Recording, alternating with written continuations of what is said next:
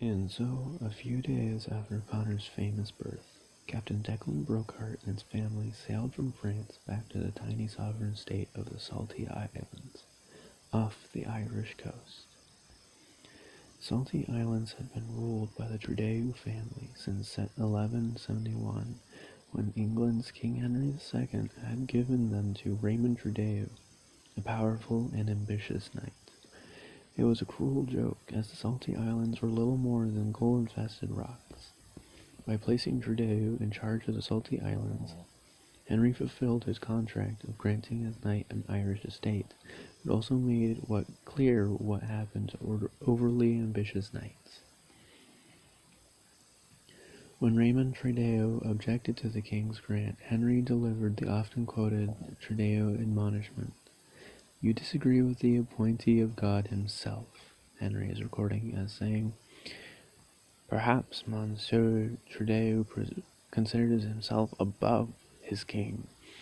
Perhaps Monsieur Trudeau considers himself fit for royal office. So be it. You shall take the Salty Islands with my blessing, but not as a baron. You are their king, King Raymond the First. I will demand neither tithe nor tribute from you, or your descendants in perpetuity. And as added reward, you may wear your crown into my court. Whatever you may find on those bountiful isles is yours to keep." Trudeau could do nothing but bow and stammer his thanks, bitter though the words were. This was terrible insult, as there was nothing to be found on the Salty Islands but seabirds and their droppings, and little grew there thanks to showers of sea spray that coated both islands during the rough tides, giving nothing to the Salties but their name. But when Raymond Trudeau's fortune was not as bleak as it seemed, following his effective banishment to the Salty Islands, a strange glowing cave was discovered by one of his men, who was burning coals from their perches. The cave was a glacial deposit of diamonds, the largest mine ever discovered, and the only mine in Europe. Henry had crowned Raymond Trudeau the most valuable estate in the world. 700 years later, the Trudeau family was still in power in spite of over a dozen invasion attempts from English, Irish, and even pirate armies.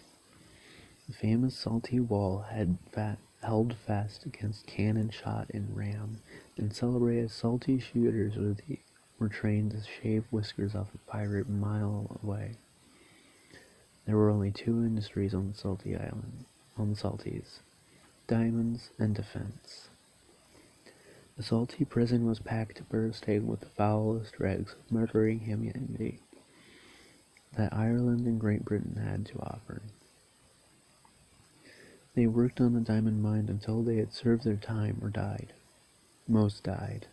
A sentence on Little Salty was a death sentence. Nobody really cared. Salties had been making many people rich for centuries, and none of those people had wanted to the status quo to change. Nevertheless, change was afoot, and there was a new king on the throne, an American, King Nicholas I, or Good King Nick, as he was known in an increasing number of households. Barely 6 months in power, already King Nicholas had drastically improved the quality of life for his 3,000 subjects, abolishing taxes and building a modern drainage system running through the town of the Promontory Fort on the Great Salty's northern tip. When the royal yacht Razorbill had pulled into Salty Harbor at dawn on a 3-day voyage from France, King Nicholas himself was there to meet her. Truth be told, he did not much look like the other kings of the day. A youthful 37, dressed in a stout hunting leather and flat cap. His sideburns were trimmed back and his hair cut military style, close to the skull. His face was tanned and tic-tac-toe pattern of faded scars on his forehead from a close call with a landmine. A stranger might assume Nicholas had to be king's gamekeeper, but never the king. There was no pomp or circumstances about the man. He lived as plainly as one could in a stately palace. Nicholas had served as a skirmisher and a balloonist during the American Civil War, and it was said that he slept on a window seat in his royal chamber because the bed was too soft. Nicholas was a new breed of European king, one who determined to use whatever power he had to improve the quality of life for as many people as he could. Good King Nick. Declan Brockhart loved him like a brother. Declan hitched the yacht's bowline and leaned onto the jetty to meet his monarch. "Your Majesty," he said, bowing slightly.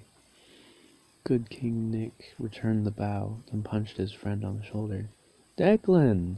What kept you? I read about your miraculous airborne baby before I seen him. I can only pray that he inherited his mother's features." While the men shared a chuckle, Catherine stepped onto the gangplank, holding her precious babe bundle in the blanket. "Catherine," said Nicholas, taking her arm, "shouldn't you be resting?" "I had my fill of rest on board." Catherine pulled little Connor's blanket down past his shin. "Now your newest subject would like to meet his king." Nicholas peered into the swaddling, finding a baby's face in the shadows. He was a little disconcerted about the child's eyes focused and seemingly taking his measure. "Ah," he said, rearing back slightly. "So alert." "Yes," said Catherine proudly. "He has his father's sharpshooter eyes." But King Nicholas saw more. "Perhaps he has the Brockhart chin, too. Stubborn to a fault. Your brow, though. Catherine, a scientist, perhaps, like his mother." He tickled baby Connor's chin. "We need scientists. There's a new world coming our way, and Europe, too. Salties won't stay independent unless we have something to offer in the world. The diamond mine on Little Salty won't last forever. Scientists, that's what we need here." Good King Nicholas tugged on his riding gloves. "Teach him well, Catherine." "I will, your Majesty." "And take him up to the palace and introduce him to Isabella." "I'll take him up after breakfast," promised Catherine. Nicholas smiled sadly. Isabella's mother would have had a gift wrapped and ready, the perfect gift. The king stood silently for another moment, remembering his wife, then roused himself. And now, Declan, sorry to drag you away, but apparently some opium smugglers have dug themselves into Lady Walker's cave right under our noses." "I'll take care of it, Majesty. Perhaps you could escort Catherine to our quarters?" "Nice try, Captain." Nicholas grinned, clapping his hands. "Trying to keep me out of harm's way, aren't you?" King was excited again, the old soldier in him relishing the chase. Unlike most old soldiers, he did not relish the kill.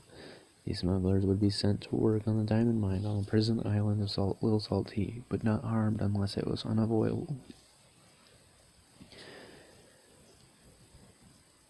"Come now, we have dawn light and low tide. Criminals do not like to get up early, so we should catch them napping."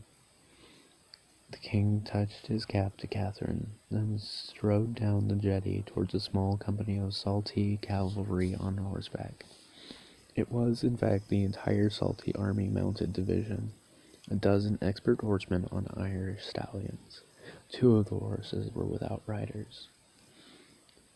Declan was anxious to stay with his wife, but more anxious about his work. "I must go, Catherine. The king will injure himself swinging into those caves." "You go, Declan. Keep him safe. The islands need good King Nick." Captain Brockhart kissed his wife and baby, then followed King Nicholas to where the cavalry waited, horses carving spiraled shavings into the jetty planks with their hooves. Your father, the hero, Catherine told baby Connor, waving his tiny hand toward Declan. Now let's go home and make ready to meet little princess. Would you like to meet a princess, my stubborn scientist? Connor gurgled, and it seemed as though he would.